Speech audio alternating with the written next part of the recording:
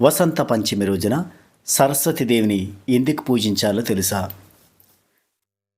దీనికి సంబంధించిన వివరణ ఇప్పుడు తెలుసుకుందాం. మాఘమాసంలోని శుక్లపక్ష పంచమి తిథి ఫిబ్రవరి 14న వస్తుంది. ఆ రోజున వసంత పంచమి పండుగను జరుపుకుంటారు. ఈ రోజున జ్ఞానానికి దేవత అయిన సరస్వతి తల్లిని పూజిస్తారు. ఇలా చేయడం వల్ల శారదాదేవి సంతోషించి తన భక్తులకి జ్ఞానాన్ని అనుగ్రహిస్తుందని నమ్మకం. వసంత పంచమి రోజున ప్రజలు తమ ఇళ్లలో రుచికరమైన వంటకాలు, స్వీట్లను తయారు చేసి పసుపు బట్టలు ధరించి అమ్మవారిని కొలుస్తారు. అంతేకాదు, కొంతమంది సరస్వతి పూజ రోజున ఉపవాసాన్ని కూడా పాటిస్తారు. అయితే ఈ ఉపవాసాన్ని ఎలా పూర్తి చేయాలి, ఉపవాస సమయంలో ఏం తినాలో ఇప్పుడు తెలుసుకుందాం. హిందూ మతంలో చదువుల తల్లి సరస్వతీదేవికి వసంత పంచమి రోజు చాలా ముఖ్యమైనదిగా పరిగణించబడుతుంది. దీనిని శ్రీ పంచమి, సరస్వతి పంచమి అని కూడా అంటారు. ఈ ఏడాది ఫిబ్రవరి 14న వసంత పంచమి పండుగను జరుపుకోనున్నారు. వసంత పంచమి రోజున సరస్వతీదేవిని పూజించడం ద్వారా తెలివితేటలు, చదువుల విజయాలు లభిస్తాయని నమ్ముతారు. వసంత పంచమి పండుగ రోజున విష్ణువు, సరస్వతీదేవిని పూజించే సంప్రదాయం ఉంది. ఈ రోజున ఉదయం స్నానం చేసి పసుపు బట్టలు ధరించి ధూపదీపం నైవేద్యాలతో పాటు కుంకుమతో అభిషేకం చేయాలి. సరస్వతీదేవి ఆరాధనకు ముందు గణపతిని పూజించి అటుపై శారదాంబ ప్రతిమను, పుస్తకాలను, పెన్నుని ఆరాధించాలి. షోడశోపచారాలతో సరస్వతిని పూజించాలి. పూజ అనంతరం సరస్వతీదేవికి పరమాన్నం, పులిహోరని నైవేద్యంగా సమర్పించాలి.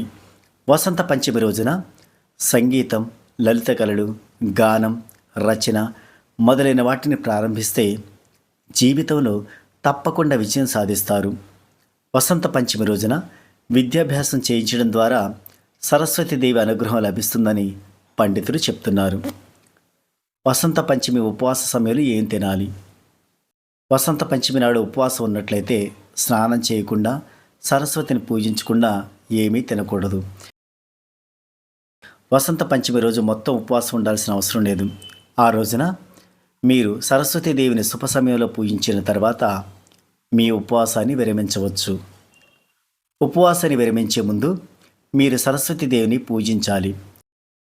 ఉపవాసం విరమించాక సరస్వతీదేవికి నైవేద్యంగా పెట్టిన ఆహారాన్ని అందరికీ పంచాలి.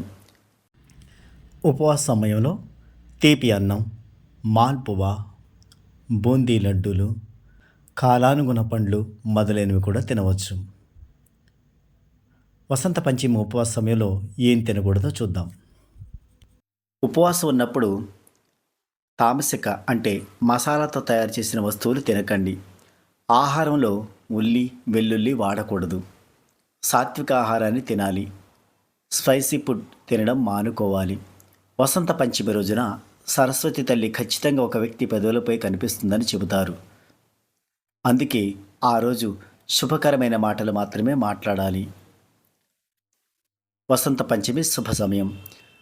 పంచాంగం ప్రకారం మాఘమాసంలోని శుక్లపక్ష పంచమి తిథి ఫిబ్రవరి 13న మధ్యాహ్నం 2:41 ప్రారంభమై మరుసటి రోజు అంటే ఫిబ్రవరి 14వ తేదీ మధ్యాహ్నం 12:09 ముగుస్తుంది. ఉదయ తిథి ప్రకారం ఈసారి వసంత పంచమి ఫిబ్రవరి 14న జరుపుకుంటారు.